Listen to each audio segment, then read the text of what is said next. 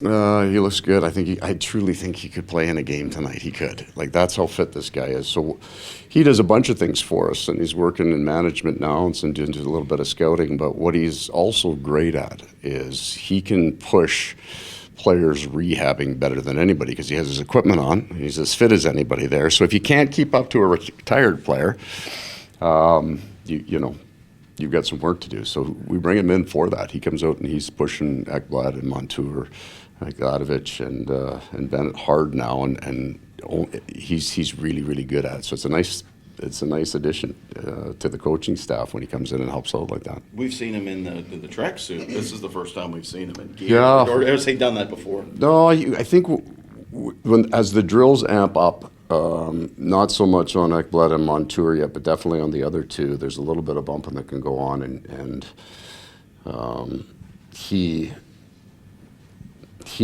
a coach can't do that, and sometimes another player can't do that. So you need a guy who knows how hard to push along the wall, right? And he spent his whole life on the wall, so he knows those battles. I know. So it's been good for us. It looked like Bob's glad to have his buddy shooting at him. Yeah, we're bringing him in for shots too.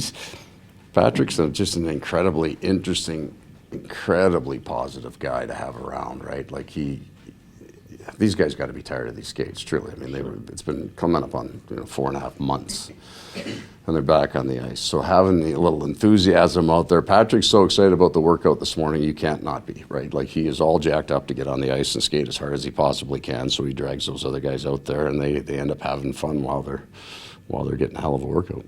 Speaking of excitement, what do you sense from Stolarz getting in the game tonight? Yeah, you know what? He's been great here. It's a hard job to know that you go into the crease when the table's not set perfectly. That's usually the backup. You get the second half of back-to-backs, you spell off the number one guy. So you kind of get in there and under less than perfect situations. But he's a veteran guy, and he understands how to do that. The other thing the guy does is he's got to work so hard in practice that the players feel indebted to him a little bit, and they want it for him, right? They appreciate what he's done in there. He's a good guy.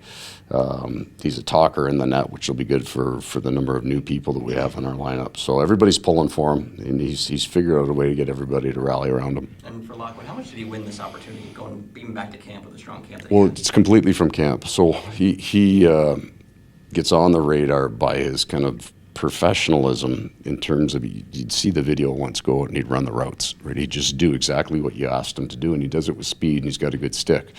So there weren't a lot of numbers through camp to suggest that he gets into your top 9, but he certainly, when he left camp here, he put himself in a position when the call goes down, who's the guy, and it's him, the coaches say, sure, bring him up, let's play him, right? We see it, we see what he has, and we value it. For Lundell, his wings have been revolving Yeah. for most of the season. Just the importance of him to be able to stabilize a line regardless of who's on the wings and him having to show that through. That's part of maturity, right? The center's got to drive the line, and that sometimes when you're 20 or 21, that's a lot to ask. So he's played with, I guess, Luosterainen, the ends a young player, but played with Reinhardt, who's a veteran player. And I think you're right. He's got to transition to the point, but just based on the injury and some illness that had kind of gone around the room, we need him to drive a line. I liked his last game, so I think he's building to that. Eventually, we'll get healthy here, we think, and we will be able to put him with maybe more veteran players. Outside those Stolarz and Lockwood, any other lineup changes? Possibly, but I don't know yet. San Jose comes in here. No, I don't know yet. San Jose comes in here still in search of that first win. What's been the message that you're conveying in terms of not? We were not at that phase of the game yet, and certainly if you look at last year's standings, you wouldn't have seen the game. Vancouver, of our last 3, we go Jersey, Toronto, Vancouver. Vancouver played the best game by far of all of our opponents, and they were in the playoffs last year, so we'll expect that. I don't think, and this might be just personal, I don't think that because you don't see the other team, you can't really know their style, right? They have every team has its own based on personnel style. So spending a lot of time worrying about the other team, especially this early, we won't. We'll be respectful of everybody because we're under 500 and not in the playoffs either, so we're both scratching and clawing.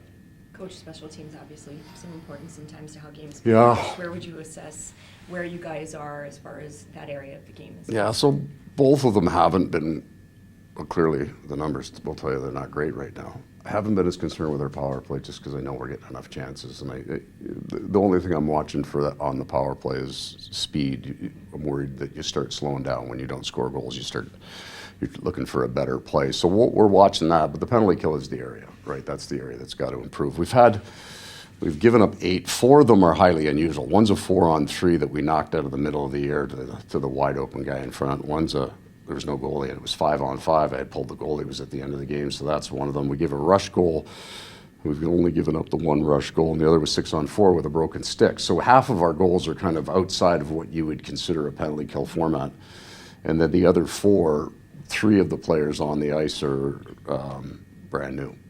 And your penalty kill on your power play, I mean, all it really does is it tries to create a foot of ice. It's just a lane, a foot of ice either to the net or to a seam.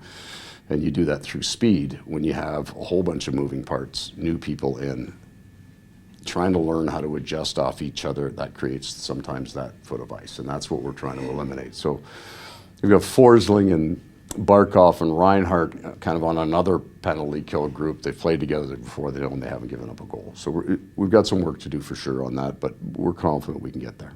Steven Lorentz brings a joy to the game that obviously gets you through an 82-game season. Yeah. How important do you see that as part of the makeup of your team? It is a big part of our culture, to the point that early on when you're learning about a player, it was the thing I liked the most, right? So first 2 weeks of camp, I mean, he's played in the league. I'm not worried about him figuring out how to run the routes and all that, but he's chirping the entire time, and we love that because you lose some players, and some of them are vocal players, so you need to bring people back in to kind of fill in. And then we got like 7 or 8 brand new guys here, and they're, in general, new players are usually a little bit more quiet. It takes them a while to get comfortable, but it didn't take Steve more than 2 practices, and he was talking, smiling, laughing, and we do value that. That's an important part of what we do. Anthony Duclair coming The from Duke. San Jose Sharks. Yeah. And Giovanni Smith, too, was Yeah. here. But give us a thought of what San Jose people can expect from these guys. Well, they can both skate different ends of the spectrum in terms of what they bring to the table. And Smitty's a tough kid, and willing to go to the front of the net. And he doesn't make a lot of positional mistakes. He actually knows the game pretty well. Big man. We liked him an awful lot. Duke is a personality here. He's a bit of a phenomenon here. He's got this huge smile and this huge heart. So the non-hockey part of it is he just draws people to him, and he does a tremendous amount of work in the community because that's just his personality. That's who he is. He reaches out to people. He makes it. You talk to Duke, and within 5 minutes, you're just smiling because he is. You can't figure out why you leave the conversation, but you're in a great mood. The hockey player is really interesting. I mean, he's a powerful man that can skate, and he can get it off his stick as well as anybody. I think he's had an unusual career. I mean, he fit here for sure. He fit everything other than the salary cap for our team, so that's that we understand. But I think you're going to love him. But one of those guys that's important to an organization because he will be an exciting player to cheer for, so you can put his name on the back of your sweater when you buy a Sharks jersey and you get to come to the rink and have fun. But he's also going to be involved in your community to a level that you'll feel he's part of you. He'll become that very quickly because that's certainly what he was here. Next question. Okay.